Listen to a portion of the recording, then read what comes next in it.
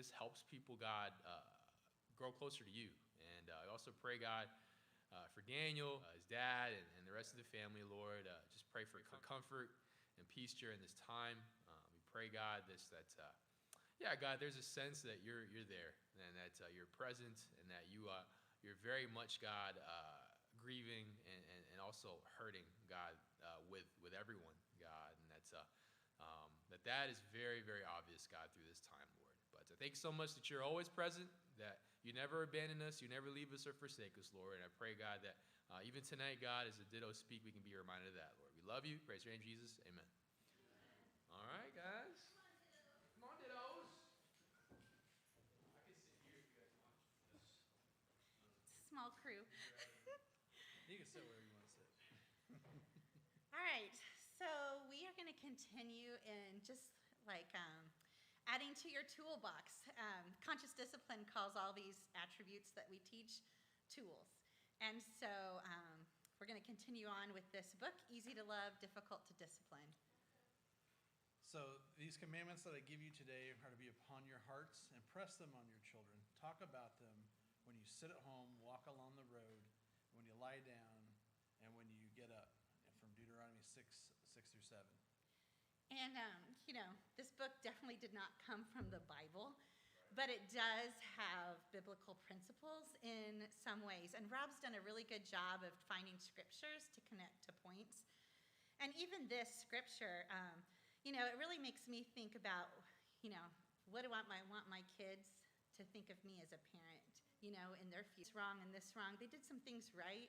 But, what am I going to do as a parent? What is our legacy for our kids? What are they going to share? And I hope they can share, we're not perfect and no one is going to be, but I hope they can share things that, hey, my parents taught us about God, and they taught us how to do things together, and they taught us about grace and love.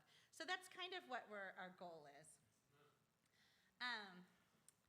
So these are our little tools for our toolbox. The first lesson we talked about was composure. The second one was assertiveness. And I was going to ask just for some feedback from these two things that we've talked about, because if you're not adding to your toolbox at home, it's not helpful, right? So I was going to just see if anybody had any oops moments that they messed up that they were willing to share, or hey, we tried this and it worked. But since we're a small group, there might not be very many, and that's okay. But if anybody has anything to share, you're more than welcome to share it now. Is there anybody on Zoom that was able to share or need to share? We're trying. Okay. Melissa. Right. And so I think that's something that I'm noticing about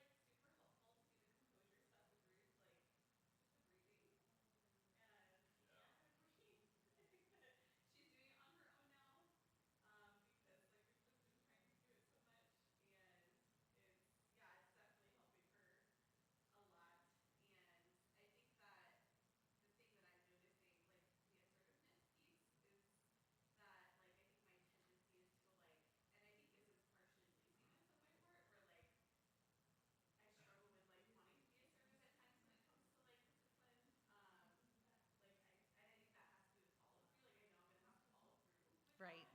convicting. So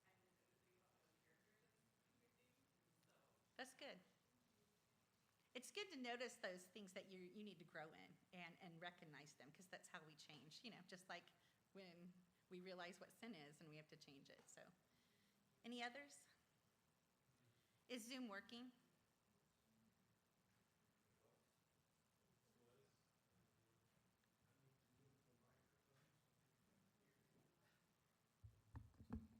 Oh, okay. Now, is it better? Okay. There we go. All right, well, we're going to go ahead and start then just with choices tonight. And if we have enough time, because we're getting kind of started late, we're going to talk about encouragement. Yeah, encouragement. The encouragement slides are little, so if we get there and say, oh, we can keep going, just know it's not as long as the choices. It's not very long. Okay, and so when we talk about choices, we're not just talking about as you're walking down the street, am I going to go left or right? This is actually choices to prevent meltdowns, to help our kids be compliant. And so that's the choices that we're kind of talking about. And before we talk about choices, we need to talk about brain development. So funny because Hazel and Nate were talking about a little bit about this earlier. Oh, the slide's not going.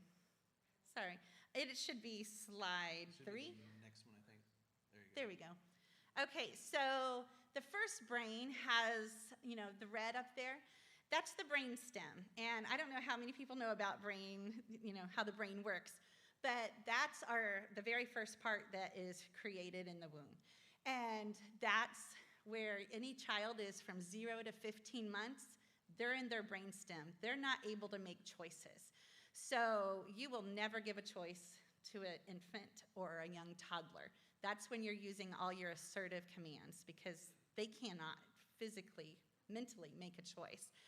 This is also where you go when you get really angry or you're really scared or you're out of control. No matter how old you are and how developed your brain is, this is where you go. And that's why you throw a fit or you get upset or, you hear about road rage. They're in their brainstem. They're not in their frontal lobe thinking. So when you're in that, you can't make a decision. And I know when I got laid off from work, I was so stressed out, I could not even make a choice of what we were going to cook for dinner. And I had never had that experience before. So, it just really showed me, wow, this is really true, that you cannot, when your brain is overwhelmed, you cannot think and you cannot process. So we'll talk about that a little bit later too. And then the emotional state, that is between 15 months and 4 to 5 years. There's not a definite number of when a child is there because children develop at their own pace. So, but around 4 or 5, they start thinking a little bit more cognitively. And so they are able to do 2 choices, but only 2. And then the green part is the executive state, and that's you're able to think. You're able to control things. You can handle a lot more choices. In the emotional state, when you're in your survival state, in that red part, you really need to have, somebody telling you what to do, those assertive commands. You need direction. You need, hey, this is my area. This is my safe space because you're not feeling safe.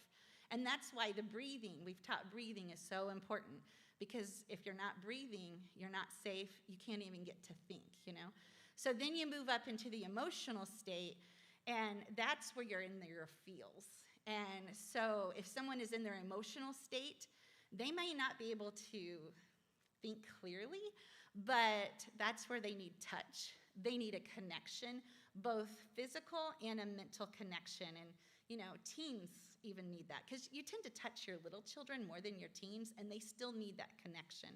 And then the executive, the frontal lobe, that is, clear on up to adulthood. But I think it's really important to remember that this up here is not fully developed until like 25, 26 in men. In females, sometimes it develops a lot earlier, 18, 19, and some not. But definitely boys, it's not fully developed till 25, 26. And another important thing to know about that brainstem, or the executive state, especially with middle schoolers, what happens with their brain is it starts to prune. So anything that's not used in your brain, it goes away, right? And it allows those things that are going in the connections in your brain to get stronger. So sometimes in the middle school years, you're like, why are you not using common sense? Why are you forgetting that? Because their brain is actually forgetting things, And so it's just a stage of life. So sometimes it makes us upset because we don't understand, but seriously, their brain, it has a lot of empty holes at the moment because it's trying to take away the things they don't need and make the things that are in there stronger. So that's a little bit about the brain that helps us get to the next slide. So why give choices? Well, it builds self-esteem and it also builds willpower. But the fruits of the Spirit is love, joy, peace, forbearance, kindness, goodness, faithfulness, gentleness, and self-control. Against such things, there is no law. And that's from Galatians 5:23 through 20, or 22 through 23.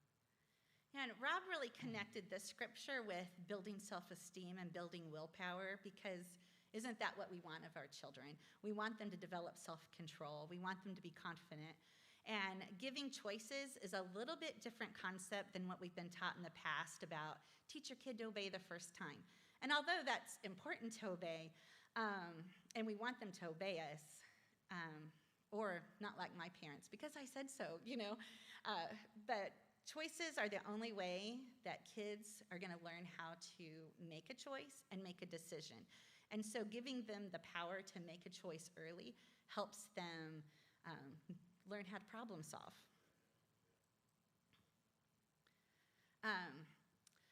So this is usually the part of my lesson when I give it to parents that'll be like, I've tried choices and it just doesn't work. I just want my kid to obey. And this is because it's done the wrong way. So, the slides should be on slide 5. Sorry, we don't have the power to do that, so. There you go. Was there supposed to be another slide? Did they see that I think one? we just missed the last Okay, one. that doesn't matter. Yeah, Okay, slide 5. that's a little more important. So, yeah, that's That's 4. 4. Go one more. There There you you go. So this is, I'll tell you from now on when I change it. Sorry, Shannon. Yeah, that's true. So this is too many choices, like when you're at a path and you're especially really young, you don't know which way to go. So I've seen parents do this, for dinner. What do you want? No, no, no. And they're asking their kid, and I'm like, who's in charge here? So giving choices isn't to make the kid in charge. You're just trying to help them learn how to make a choice, and you're trying to help them problem solve. So not too many choices. And I think you were going to share about this one. Yeah, unless you wanted to share about the. I'll do that in a minute. Okay. So this is even still sometimes pretty hard for me sometimes. So it's sometimes if I get too many choices, it gets overwhelming. And sometimes I don't even want to make a choice because I'm afraid I'm going to make the wrong choice. Because I've gotten worried where I'm worried about making the wrong choice. So it may take me a long time to make that decision, especially when there's too many choices. Yeah, and I'm reminded of in college, I don't know if you guys know this brother from St. Louis. His name's KK Kaburi, Karanja Kaburi. He first got here from Kenya, and he went to the grocery store to get some toothpaste. And it took him 25 minutes. We're like, what are you doing? And he's like, I was overwhelmed. He was in the toothpaste aisle looking at 50 toothpaste. And he's like, I didn't know which one to get because in Kenya, there's one, And I always think about that, wow, too many choices. We really just don't need that many. And as far as obeying on the first time, we'll circle back to that later when we talk about the teens. So another reason that choices don't really work is because we tend to give choices when they're not really a choice. So Shannon, will you go to the next slide? So this is false choices. I used to do this a lot when my kids were little because I didn't fully understand conscious discipline. So, this guy's choosing the positive choice or the guillotine. Is that really a choice? Not really. It's just pure manipulation. Let's see. Whoops. Sorry. Okay.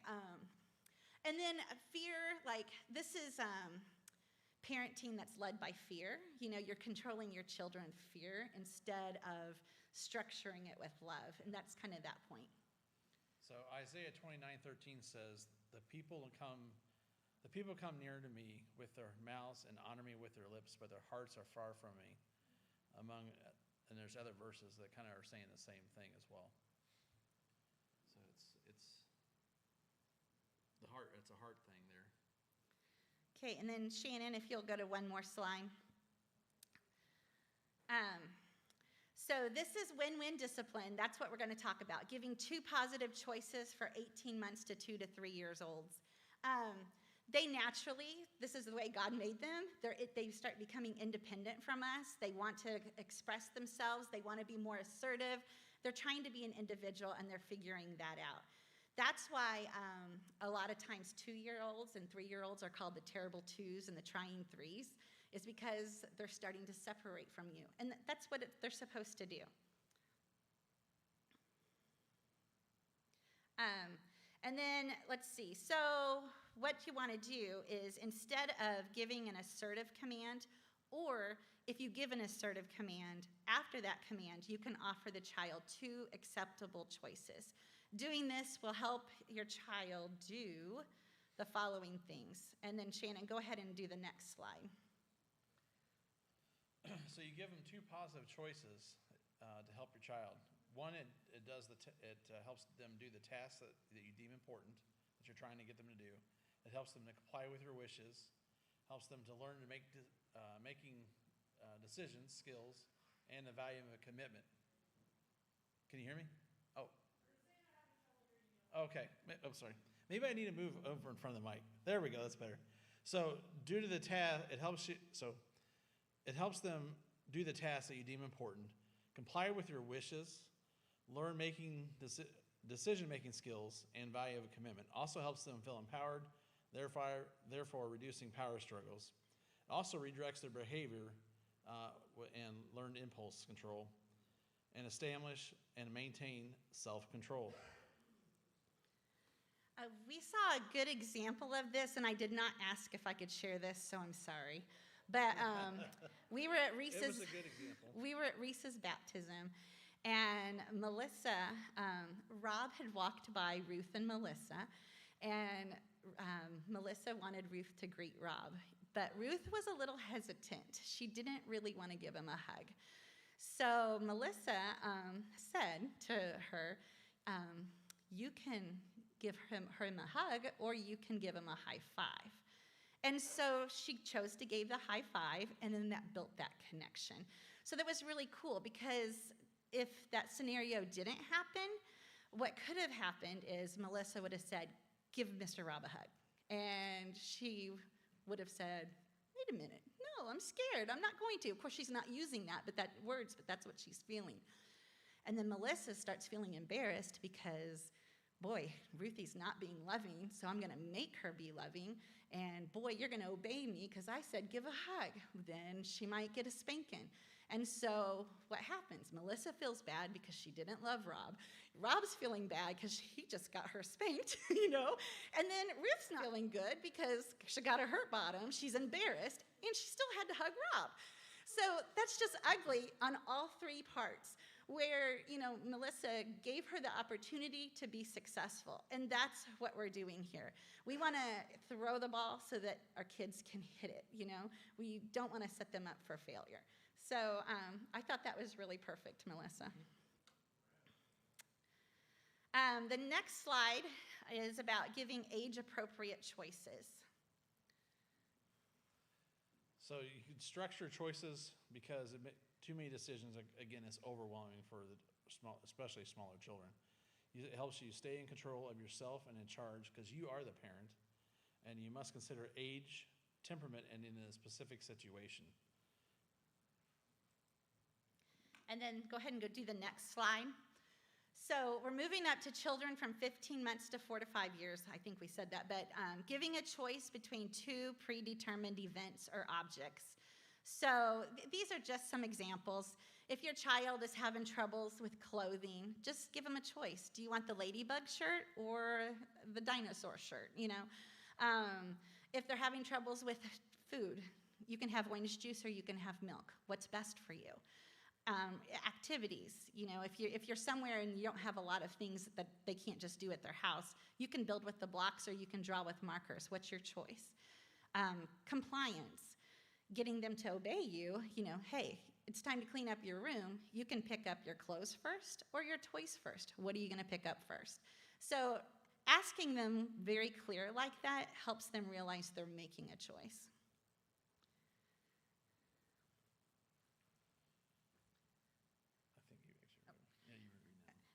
So you're never going to offer a choice about your daily schedule. That's the adult's job. They don't get to decide when bedtime is, when dinner time is, anything about their schedule. You're the parent. Any adult activities, that's your decision, and the children need to listen to that. You're not going to say, oh, can I go shopping and you can stay with daddy? No, they don't get to decide that. You're the parent.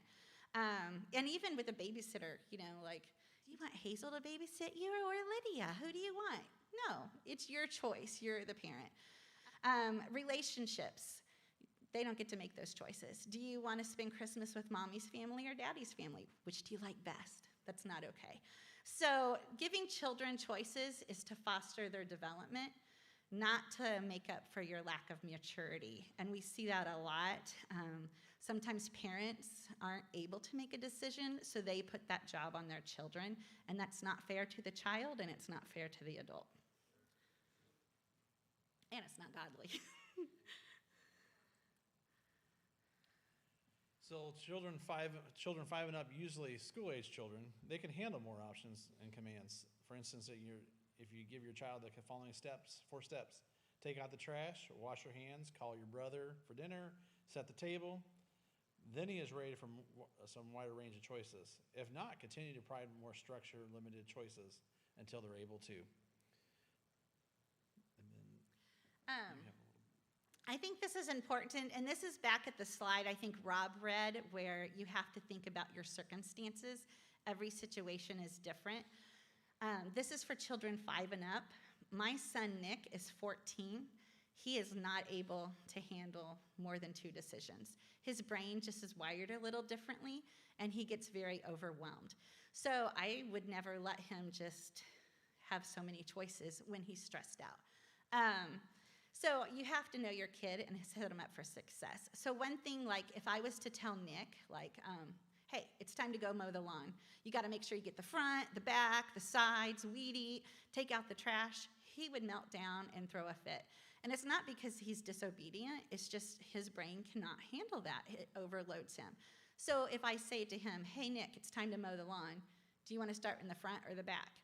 He will choose one, and then he does all of it, So it's not like he knows he has to do it, but when you overwhelm him with all that work, he melts down. So you have to know your kid. So I'm going to share just a little bit about that too with Nick. So Nick and I are a lot alike in our brains and our mannerisms, whatever you want to call it as well. We're so much alike what we think. But I know Nick gets overwhelmed when he has to clean his room, just when there's such a big mess or anything like that, just as far as cleaning goes, he gets so overwhelmed because there's so much. So I help him. You got to kind of break it down, kind of like you give him this choice to start here, this choice to start here, or I go, let's just start here, so that you can kind of get something accomplished, an area accomplished, then you move on to the next thing and the next thing. So that's the way that really helps him, and that helps me as well. I just kind of have to look at it and go, okay, this place is a mess. Let's see where I'm going to start. I have to think of a plan. I go work on it. So it's not just why they're a kid. It helps you when you're overwhelmed, even as an adult. Or maybe it's just me, but it helps me. Okay, so we're on slide 13, Shannon. This is going to break it down on how conscious discipline teaches how to give choices. So when you have given a command and the child is not compliant, the first thing you're going to do is breathe deeply so that you stay in your frontal lobe and not your brainstem. So you're going to take a deep breath. So let's all do that. And then you're mentally going to focus on the behavior you want to see. You don't want to focus on the behavior that you're getting. Focus on what you want to see. So that means if the child's saying, no, I don't want to, you're not going to focus on that. You're going to focus on, I want my child to clean up her room. So then you tell the child, you have a choice. Oh, you were going to say that. Yeah. Go ahead. Sorry. So you tell the child, you have a choice, but you got to tell them in a kind of an upbeat manner and go, you have a choice. With a positive attitude will help lighten that situation, and especially if the child's resistant. And then you clearly state the 2 choices that will achieve your goal. So you say, you may pick up the dolls or you may pick up the blocks. For older children, you don't have to be quite that specific. You could say, hey, feel free to take the trash out or wash the dishes, something like that. So then you would complete the process by asking the child for commitment. You might say, "What is your choice?" Or for older children, what would you like to do? What's better for you? And that's a magic word. I teach a lot of children, and when I say, "What's best for you?" they're like, "Oh, what's best for me?" And they do it. They make that decision. So then you're going to notice your child's choice. You're going to do that by saying, "Oh, you chose to pick up the blocks." And you're going to do it encouraging in a loving way. And that really imparts the child with a crucial awareness about her choice, that, oh, yeah, this was her decision. It gives her ownership. So now we're going to ask for audience participation. So the scenario is, the parent gives a command to their daughter, Delilah. Delilah, it's time to clean up. Pick up your toys. And she refuses. She says, "No, I'm not going to." What's the first thing we're going to do? Take a breath. Ooh, good job. Jeremy said, "Take a breath." That's exactly right. I thought nobody would get that. So, okay, the parent takes the deep breath. What's the second thing you're going to do?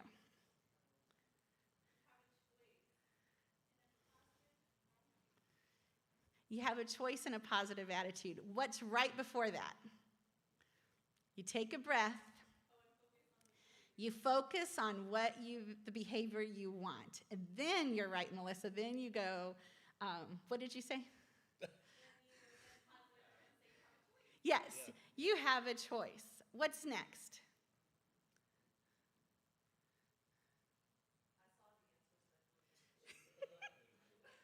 You gave the answer. That's okay. No, don't cheat. Go ahead. Tell her. Tell us what's the next thing. After you say you have a choice.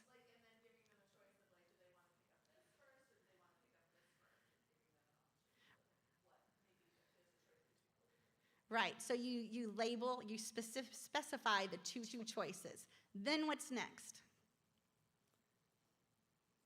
Debbie.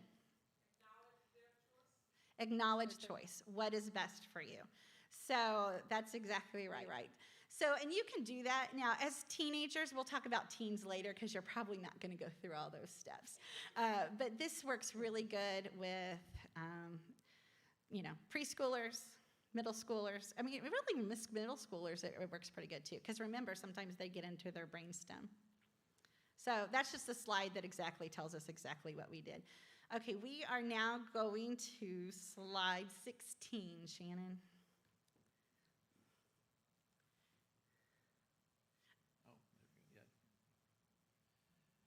So as the children get older, they also contribute to decision makings about rules, routine, daily schedules.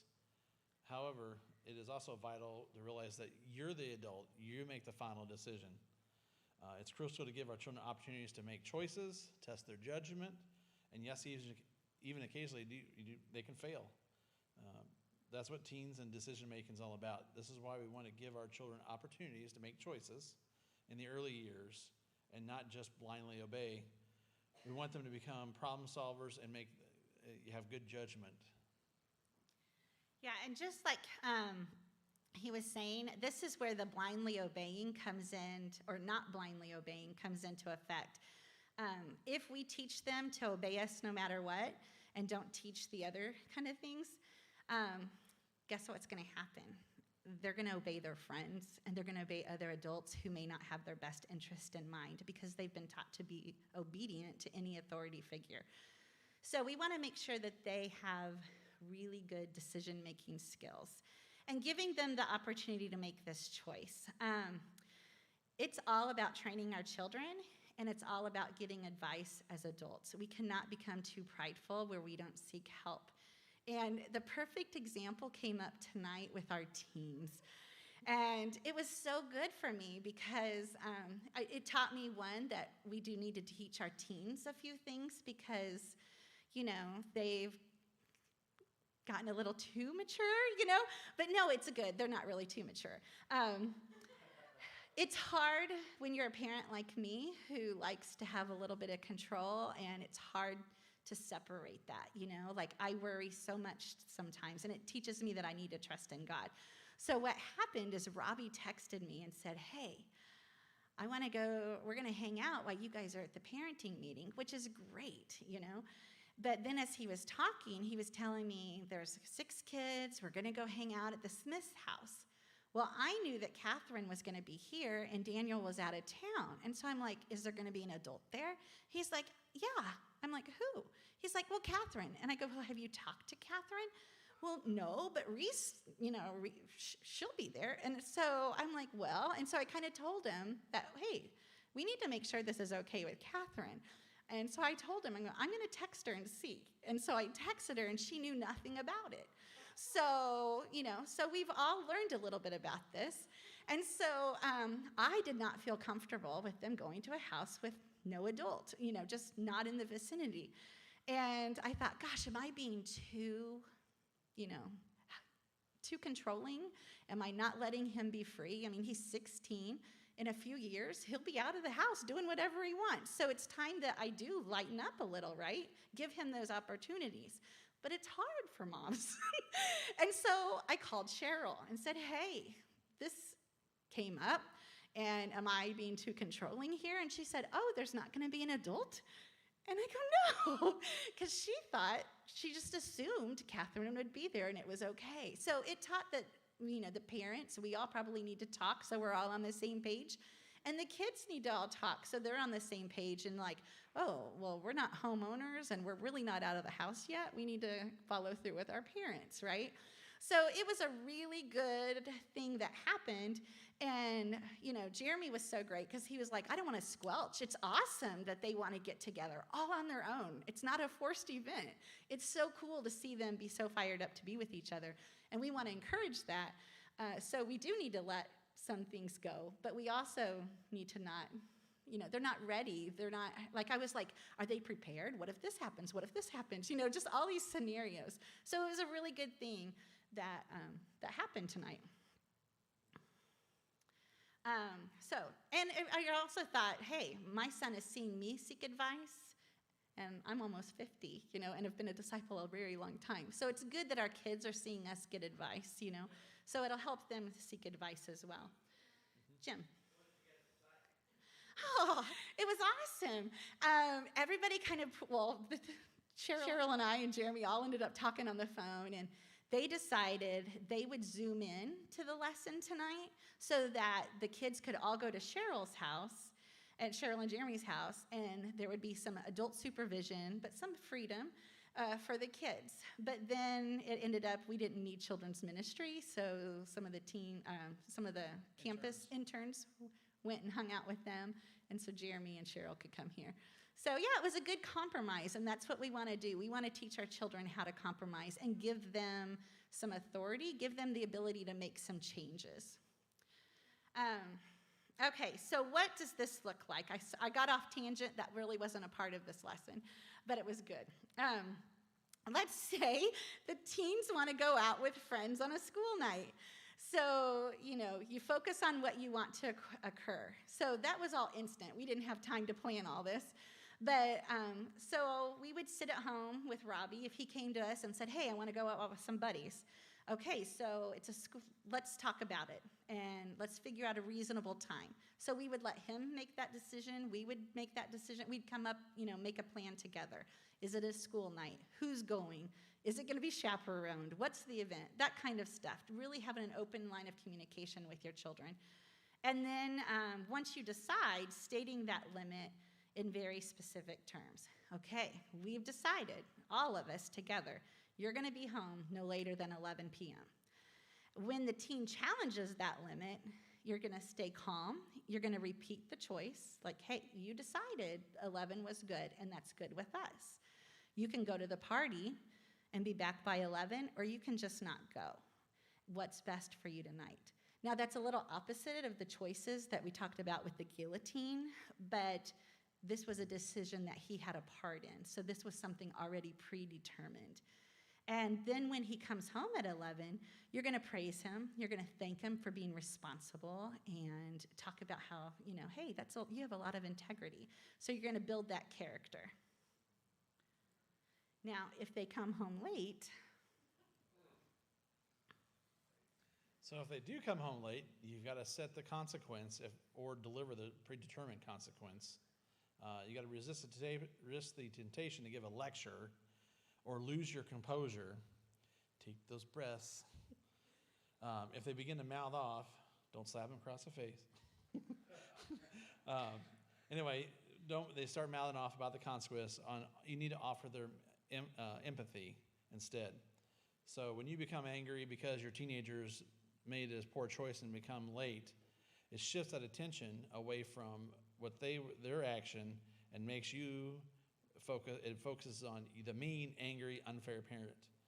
If you offer empathy instead, your teen will leave the situation for more angst about having made a mistake and focus on what he needs to change next time, which this teaches godly repentance.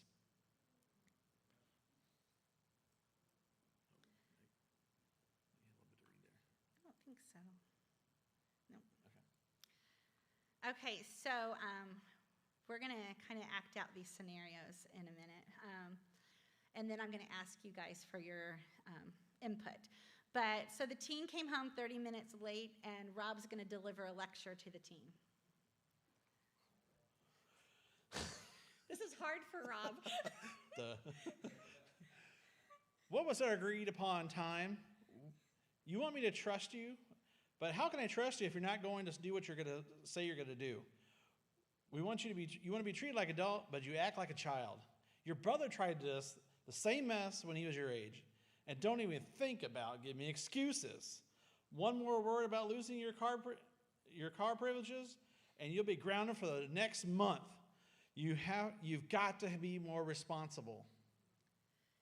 So let's talk. How is the parent feeling when he's lecturing and is mad and, lecturing the child? How is the parent feeling? What are some emotions? He feels disrespected. How's the teen feeling right now? Defensive. Lectured. And then what's being taught?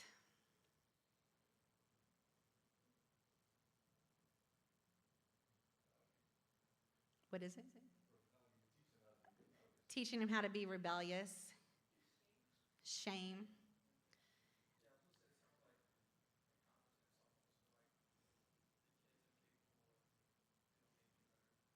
Incompetent. Yeah, all those things.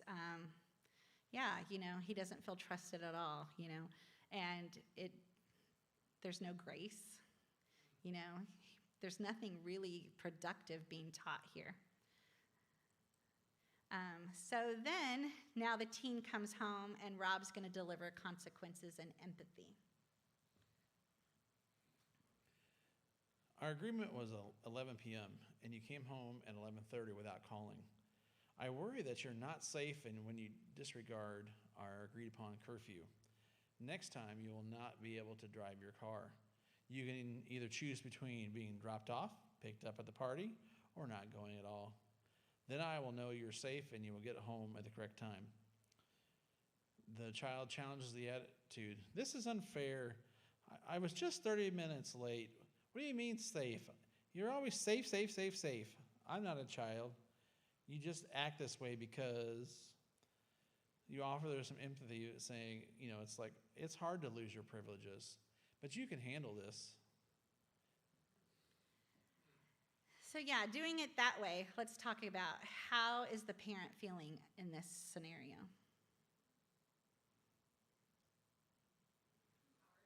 Empowered. That's a good word, empowered. How's the teen feeling?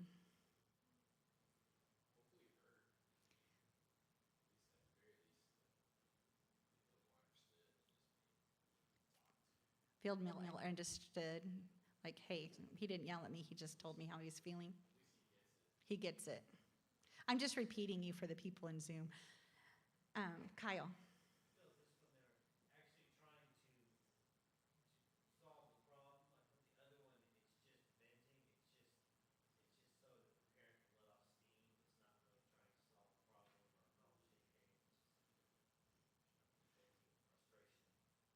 right? So Kyle just said the other one was just blowing off steam, where this one is problem solving, trying to really solve that problem. Giving the child the chance to, hey, let him suffer the consequences. I mean, there's consequences. He's suffering it, he's feeling it, but hopefully that brings about a repentance for the next time and a godly sorrow. Like, man, he might not do it right away, but maybe the next day or the day after.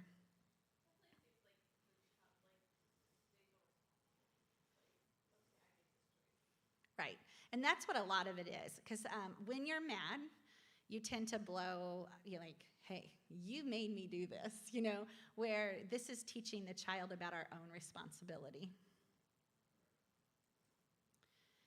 And then the next slide, this is our last slide for the first part. And this just talks a lot about what we talked about tonight. This is the skill of choices, building self-esteem, willpower. You're going to choose not to do it else.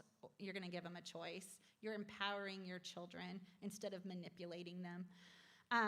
Power comes from choice, not force. And it's the power of free will. And I think the biggest thing that I've learned through conscious discipline, it's really helped my marriage. The only person that I can make change is myself. I can't change anybody else. And that has really helped me more than anything. So any questions about these choices, either from Zoom or here?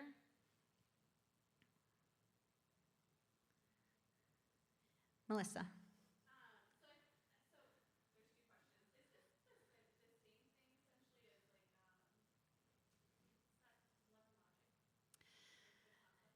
It's kind of like Love and Logic. I used to be a big Love and Logic fan, but sometimes Love and Logic can be a little bit like, if it's not done the right way, it can be a little degrading, like it's, so they do teach choices, and they teach about letting the child suffer those consequences. But a lot of times what happens with Love and Logic, it gets turned a little bit. So it's like, ooh, you made that choice. Too bad for you. It's a little snotty, where I have found, and I love Love and Logic, and if I had never found conscious discipline, that was my go-to. But since I found conscious discipline, I felt like, ooh, this is great. It doesn't have that snotty edge. And so, yeah, I do like Love and Logic, but it does have a little bit of. Yeah, I was just curious your opinion about it. And then the second thing I was curious about was like, what if neither of those two choices they're willing to do? That's good. So Melissa asked if they're not going to do a choice. So this is when you make the choice. So,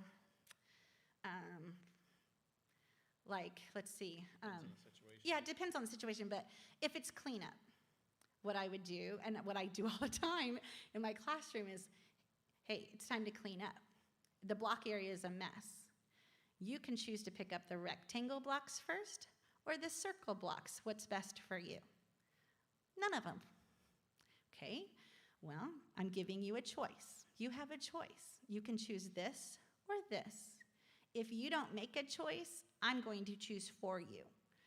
And usually, the first time, they'll be like, I'm not making a choice, And so then you'll say, oh, then I'm choosing that you pick up the square blocks. And I will take my hands over their hands, and I will pick up the blocks. I don't know if you have ever forced your kid to do something. They hate it. And so I don't make it pretty either. Like, I'm pretty and then after maybe 4 times, are you ready to make a choice? And they usually say, because they don't want my help. And so usually that will happen. Sometimes the kids who are stronger will, you have to have that little bit of a battle for the first few times. But then afterwards, if you, the next time, you say, you have a choice, this or this. And if you don't choose, I'm choosing for you. Oh, well, then I'm going to choose this. So that's a good question. That's how I handle that. Do you want to give an example of the one time that Nick knocked off the stuff off the table and took a long time to want to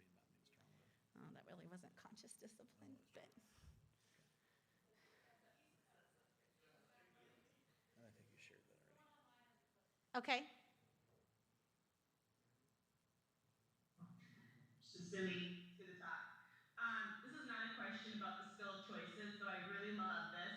I'm super excited to grow in this because this is not our strength. Or in some ways it is, maybe more so with Adelaide with Archer. I feel like sometimes we overwhelm him probably with choices. Um, but my question is, so lately when Archer and usually it's in the evening time when he's a little bit tired, like if we enact a consequence, like if he's not being calm in his bed, he can't look at the pictures of the story. Or if he, is disrespecting Tyler, he doesn't get to do the fighting game at night. Whatever. His response is like, "You meanie head, you're the meanest parent, mommy, daddy, meanie head." Which we just ignore. We just don't react really. We're just like, okay. Because usually in the same question, he'll be like, "But can you tuck me in?" He just wants to express, I think, that he's frustrated. But so it's hard because I feel like one, it's not really respectful, but I also want him to feel like he can express himself. So I don't know what my question is. I guess yeah, we're just trying to figure that out because it's been and it's just I don't know if it's a phase he's going through, but he's really into just being you're a meanie, you're the meanest, that is who you are. But obviously still wants our love and affection. So yeah. So let me make sure I understood right. Your question is when he's defiant and calls you meanie head or whatever, what do you do? Is that your question? Yes, thank Okay. you. Okay, so what I would do, where is the camera? If I'm looking at this way, am I, okay. That's perfect. Sorry. It's hard because I want to look that way. What I would do in that situation is say, "I'm sorry you feel that way. That's really hurtful to call me a meanie head." Actually, no, I wouldn't say that. This is what I would say. "You may not call me a meanie head. I don't like that. You may call me mommy. You can be mad, so you're letting him be mad, but you're setting a limit. You may not call me names, because he shouldn't call you names. That's not respectful. So if he keeps doing it, then you say, you keep calm, take that breath. I'm going to walk away because I'm not going to let you call me names." And you're teaching him that you're not going to be bullied. And you're teaching him that he can't call you names to get what you want. And, that just really helps that whole anti-bully, stuff that you'll hear in school. So that's what I would do. And as I'm walking away, if he says, "Oh, I want you to tuck me in bed," I would turn around and I'd say, "No, you called me names and I'm leaving. You'll have to go to bed by yourself tonight." And walk out, shut the door, and don't look back. And he'll learn that. He'll be sad, but that's good that he's sad, because he doesn't get the right to disrespect you like that because you don't call him names. So how's that sound? We've done that a couple of times, and he is prone to just screaming in bed. Upwards of 15 minutes. Sometimes he wears himself out. Sometimes he just keeps screaming. At what point would you go back to address it, or you just let him scream it out? I would let him. Not only he's calm, he's screaming for us and just screaming about what he wants or what's unfair. That's a good question because I am thinking about where you live too, and if he's screaming, the people next door to you might be affected by that. So in my household, I'd be like, "Scream all you want. I'm going to play the music up loud," But because you do have neighbors, maybe you can talk to your neighbors like, "Hey, I'm trying a new discipline thing. This is what I'm going to do," so they don't think you're abusing your kid. And just say, "Will this be okay with you?" And if it's okay with them, let them scream it out. If it's not okay with them, then you can go back up and say, "Hey, this is not okay to keep screaming." And you can deliver some consequences, This is where you guys know that I'm not a huge believer in spanking, but there are times where spanking gets their attention and it is needed. I just don't agree with it as a first response, but if he's continuing, hey, we have neighbors, they're trying to sleep and they can't sleep because you're throwing a fit. If you don't stop, I'm going to spank your bottom, or your dad's going to spank your bottom, however you handle it. And I would follow through with that. So that's probably one of the only times you'll hear me say, spank your kid. Not really. There are some, I really do believe sometimes some children, that's how they get their attention. So that's how I would handle that. I don't know if you've tried that, if that works. Rob wanted me to tell a story earlier, but it wasn't a conscious discipline story. When Nick was, he was 2. I think he was 2. We sat down for dinner, and he didn't like what we had. And I was a parent who made sure there was always at least one thing on the plate that every kid liked, you know? He threw it off the table. He said, no. And he couldn't speak that well, but he did say no. And he threw it off the table. And I said, took a deep breath, you need to pick that up. And I think this was the first time Nick got a spanking, and he probably got 80 of them that night. But he has a very strong will. Well, the little swats. You know, I always believe in spanking. Some people don't believe in their hand. I personally prefer my hand. And so I laid him down, and that real fleshy part of the thigh, gave him 2 swats and said, you need to pick this up. No. You don't pick it up, I'm going to give you a spanking. No. Laid him down, swat, picked him up. You know, it's time to pick up your food. So this happened for probably 40 sets of 2. I really don't know if it was 80, but it was a lot. It could have been more. I felt like I was abusing him at this point, especially from me who never believed in spanking. And I looked at him and said, I was just like, okay, I also know Parenting 101, you pick a battle, you better win. Because if I walked away from that, he'd still be a brat. Whew. So he finally picked it up. And when he started picking it up, I did help him through that process. But he did pick up his plate. The next night, he didn't like what he had again. He said, no, threw it on the floor. He's strong-willed, I'm telling you. And so probably 10 swats later, sets of 2, he finally picked it up. Third night, he just had to build that trust. Like, I don't know, he's just testing you. And he's like, no. And he starts to push it, and he looks at me, and I kind of give him that little look, like, you know what's coming? And he looked at me, and he just put it right back. So I'm a firm believer in the 3-day rule. Like, if there's a habit you're trying to break, it'll be terrible for 3 days, but the next day will be better. So, I don't believe in spanking as a first time, because I do believe in God's grace. I believe teaching a kid tools. They don't know these tools. They don't know how to function. But there are times when children need to know, hey, this is serious. And so that's what I would do. How does that answer your question, Brittany? That's a good answer, yeah. I think I was like wrestling with that, kind of feeling like, okay, I want you to feel like you're allowed to be mad because obviously you're frustrated, but like how to do it in a respectful way, but I'm like not able to like, how can I articulate that to a 5-year-old? So I think that totally makes sense, like set that boundary. And my other question, because Archer and Adeline are sharing a room right now. Adeline, this whole thing is going on. She just kind of sits and like lays in her bed watching, just like chill, like doesn't get, just kind of like, wow, like okay, brother's doing his thing.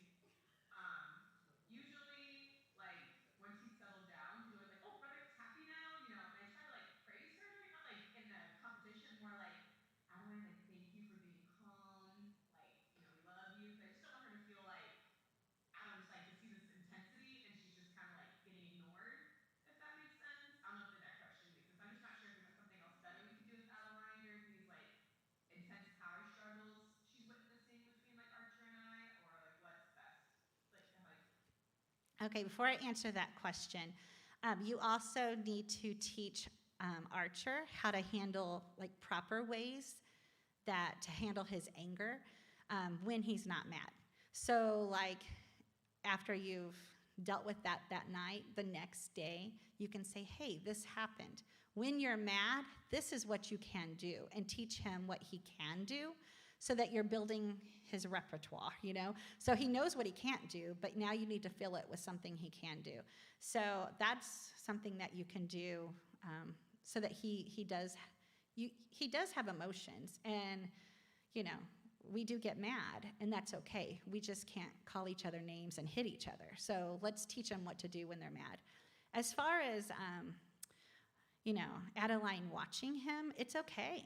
I mean, she needs to know what happens. And, my kids were a little different because my tough one was littler than the older one. But Robbie was super sensitive. And so when he saw Nick getting spanked or disciplined, that affected him, like, deeply. One, he was like, ooh, I'm not doing that, because that's just, But he was also like, oh, my gosh, that's my brother, And so she's trying to take all that in, and she's so young, So just teaching her, like, what discipline is and doing it calm so she doesn't see that you're out of control. As long as you're being calm, you're teaching her, hey, this is a standard. And you're also teaching her that, hey, nobody's going to call her names. You're teaching her how to stand up to somebody who's not being nice or not being kind. So, I don't know, does that help? Yeah, that helps. We've done like the breathing. Usually, like, like not in the moment. I mean, obviously I try to bring it up in the moment because it is one of his tools. Not during the moment. He's like, got it. Has like 5 different breaths he likes to, like, can show me that he wants to do in a moment that he does not like doing that. Is there like any other ways of like expressing his anger, like if he's like in his room with us, that you feel like is appropriate besides like, or like a way to like kind of de-escalate or like express his anger like by himself? Do you have a little mini trampoline? No. You need to go to garage sales and get one because sometimes with kids like Archer and Nick, it's hard. They go to 0 to 100 super fast. That breathing, they can't breathe, and they're so in their brainstem. You breathing doesn't help them. So what helps with Nick is to use movement. Rage needs movement to get out, and a lot of times with kids with rage, what we want to do is put them in timeout. We want to hold them down, and it causes them to fight. So when a kid is in rage, you want them to move. So I would say, make a jumping mat, like even if it's just tape on the floor. Archer, you need to go jump in your jumping mat. When you get angry, go jump in your jumping mat. With Nick, we would have him like run around the house. We've had him jump on the trampoline. I mean, these are older things. One time it was so bad, I made him go outside and take apart the fire pit and throw the bricks and then put it back together. So rage, you got to find movement. And then after they've calmed from their rage, then you can go into the teaching. But so I would try to find some movement things because he needs to get that out. And I can kind of think about a few more things, and we can kind of work on it together. What about screaming at a pillow? Screaming situation. Does that work? Well, let's get it quiet down. Rob suggested screaming in a pillow. That might work, but honestly, kids like that, they want to be heard, so they're not probably going to do that. Even Nick used to, before he had words, would bang his head. Like, he would get so mad, and he was a head banger. And so I made him this pillow to not hurt his head. And he wanted it. He needed that pressure. So, any other questions, Melissa?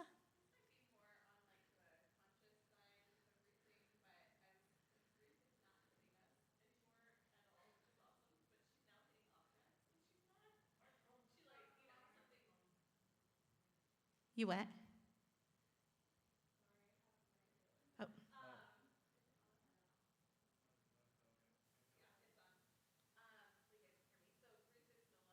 Us, but she's hitting objects. So when she gets upset with it, she'll just like hit the whatever it is that she's mad at. And so I've been trying to like teach her like, okay, you're angry right now, Ruth, like take a deep breath, but she's just in it, like, so I don't know. I just wanted to get your thoughts about that and see if like there was something I could train her to do with the anger as well. want her to hit anything or you don't want her to hit?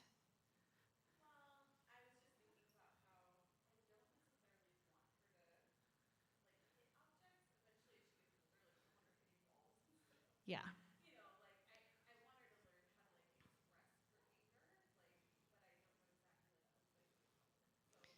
Yeah.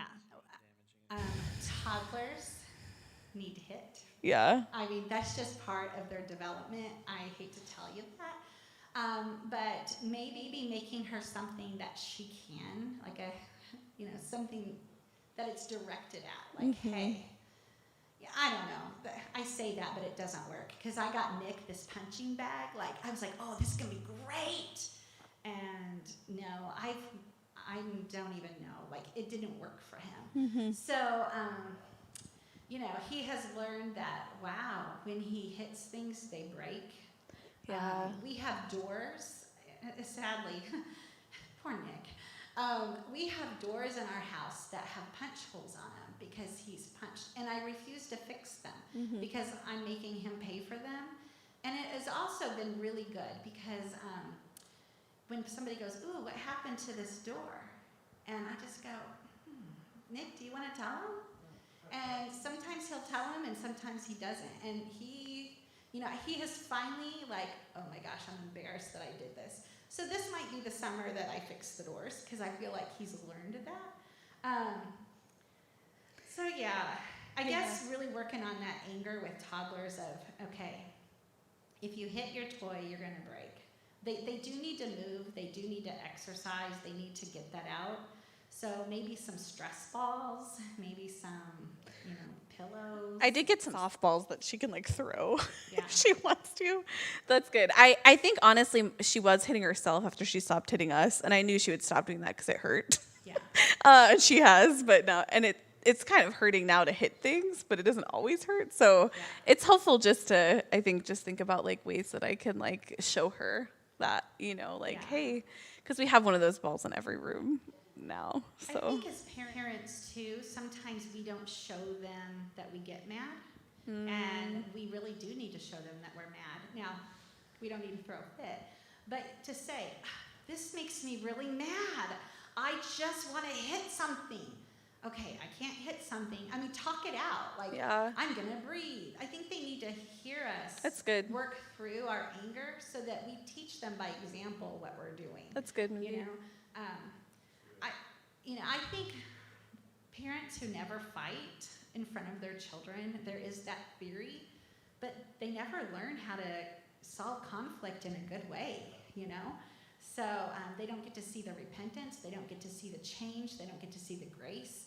So anytime that you are dealing with something, if you're in traffic and somebody cuts you off and it makes you mad, express those things, especially with your little children, so that they can hear what you're going through. Now, keep it Christian, and really work it through.